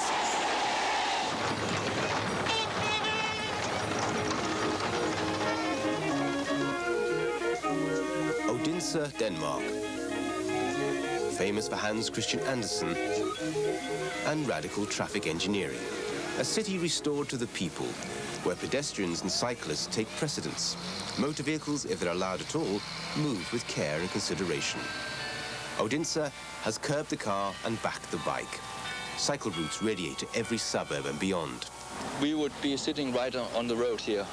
We had one-way traffic around the whole town hall in 2 lanes, and there was a bus stop at this place, and it was a very, very noisy place, and not a place for pedestrians and cyclists 20 years ago.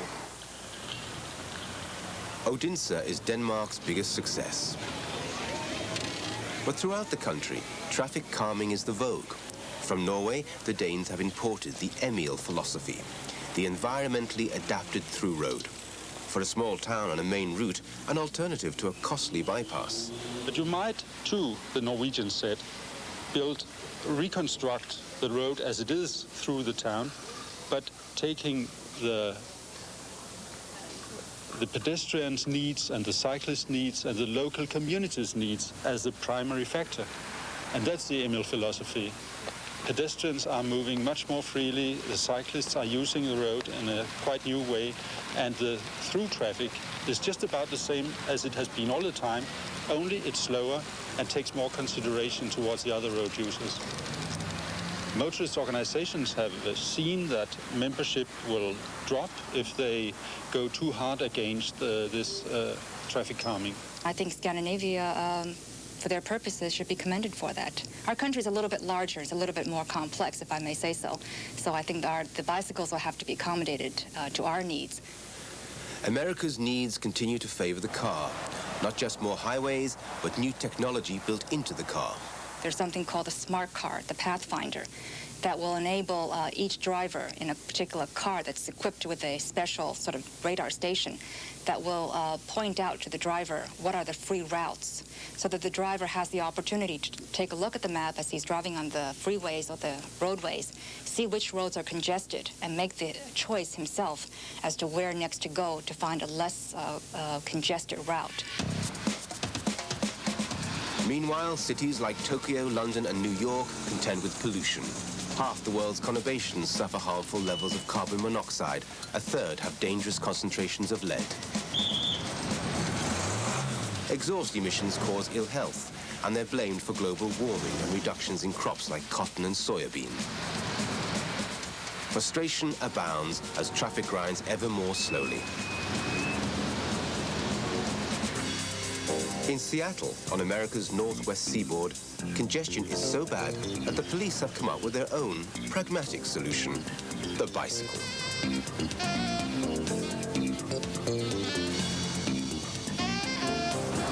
"28 officers who've traded squad cars for mountain bikes. They can weave through gridlocks and sneak up silently on suspects, and arrests have risen dramatically.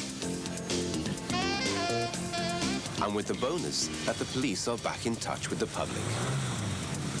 I think there's something real human about a policeman in shorts and a bicycle helmet riding down the street on a bicycle.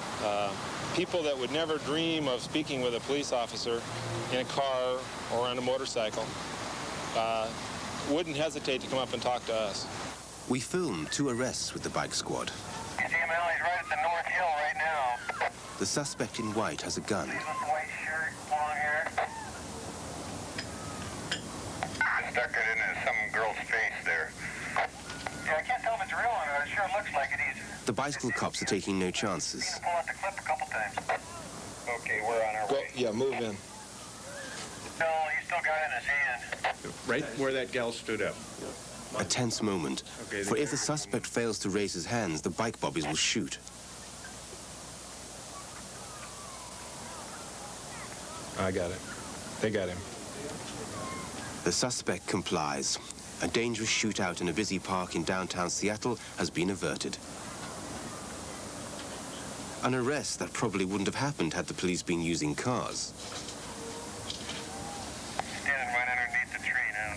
Next, a drug bust. If he buys and doesn't put it in his mouth, we should probably take him first. This man is removing a sachet of drugs from his mouth. A a delivery. Again, all of it observed by the bicycle squad from a stakeout. Okay, we'll move in and try to apprehend it.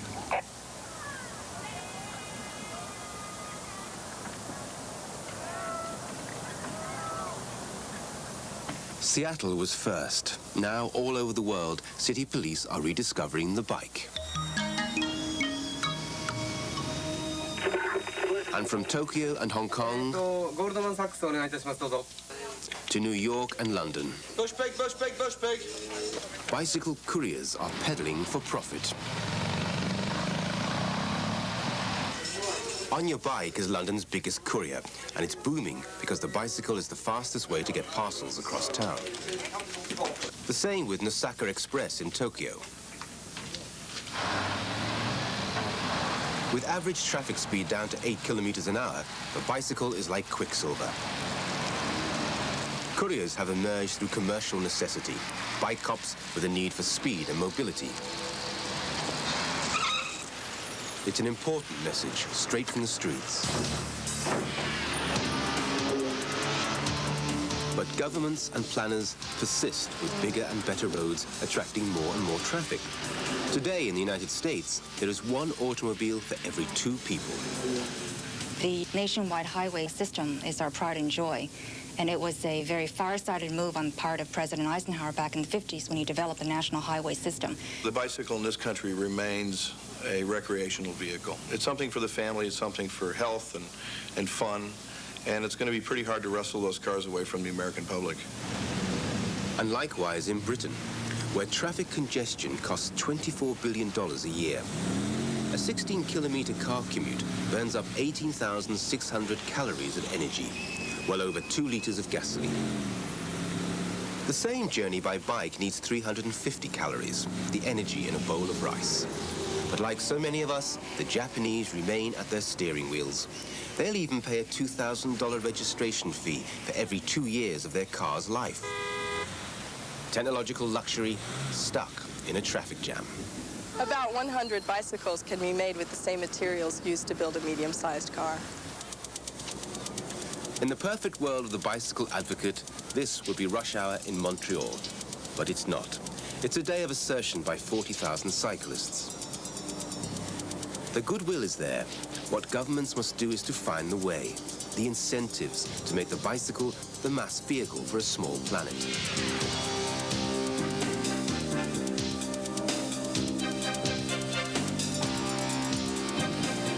It's 100 years since the golden age of the bicycle. Given the problems of today, there's every reason for the bike to enjoy another golden age.